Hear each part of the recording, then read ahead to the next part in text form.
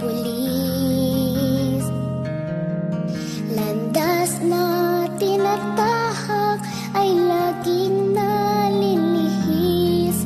Sa isipan nila'y walang pulis na malinis. Masakit man sa dibdib ay tinitiis.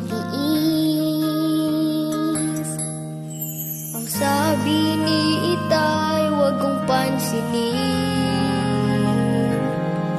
Ano mang salita na sa akin ay dumating, basta't siya ay handa sa pagganap sa tungkulin.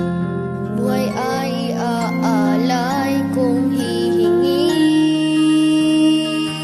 Para sa akin, ang tatay ko ay bayani, kabilang sa mga tapat na nagmamahal sa bayan.